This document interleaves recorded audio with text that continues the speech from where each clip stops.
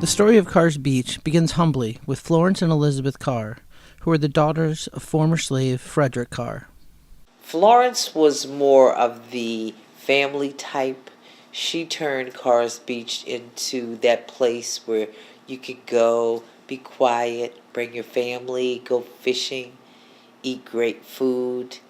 And you don't hear as much about Florence until she takes over that part of the beach and makes it completely a place for family and entertainment. Elizabeth's piece, after she died, turned into what we know as the Mecca on the chillin' circuit.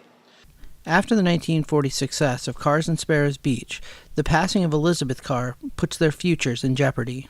She passes away. There's a young man who's been perched just above Carr's Beach at Elktona Beach. And when she dies, he takes that opportunity, talks to Elizabeth's children and says, let me invest and let's create the Carr's Beach Amusement Company. It's about 1948-49. And that's when the slot machines come, they add the booze, and that's when the Benghazi Club is started. At the same time, there's a young man by the name of Morris Blum. He's the son of Jewish immigrants.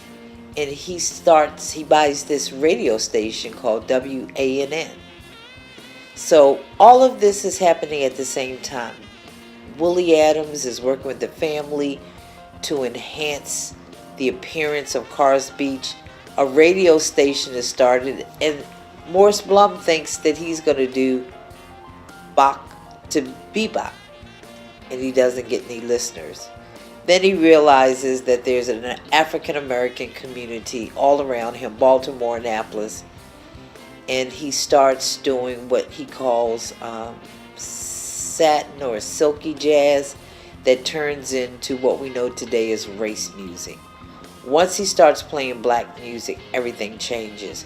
So 1948, 1949 is the beginning of what everybody knows as the Carr's Beach.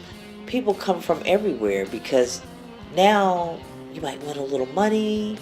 You know, the boardwalk is lined with these one-armed bandits, so it actually helps with the economic development while you're waiting for a show. You can gamble. Everybody benefit. And so let me explain. Willie Adams hired a gentleman. His first name is Rufus, and he was a promoter. Rufus Mitchell? Yes. And so Rufus connected Carr's Beach to the Baltimore hotspots, the Howard Theater. So there was a circuit. So in the summer, if you did Carr's Beach, you do Baltimore, you do Washington, the locals all benefit. The locals had jobs, and it's segregation. Maybe they leave Carr's Beach and say, hey, let's go uptown to the old Fourth Ward and stop in the Washington Hotel, get some fried chicken or whatever. So it was an economic boon. Not to mention, my uncle had to create what was called the Special Deputy Sheriffs. Because you got to remember now, it's 10,000 black people. You're not going to get sheriffs and white men to police it. Yeah. So as my uncle was the first African American law enforcement officer in the county, Joe Alton, his boss, says, you got to find men to run Carr's Beach. And he did, 200 of them.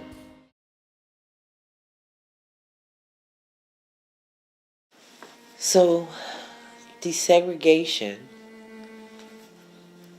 allows African Americans now to go other places. So they don't necessarily come to Carr's Beach now that they can go to Atlantic City or these other places. And the numbers went down so far by the 70s, there's pretty much nothing happening. And I think it's around 75. I think the last show is either Frank Zappa. and then they abandoned it. So a group of African Americans they become squatters.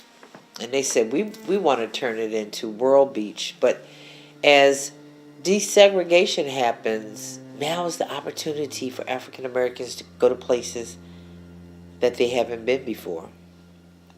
And so as a result, numbers begin to decline. There is a rise in interest in Carr's Beach.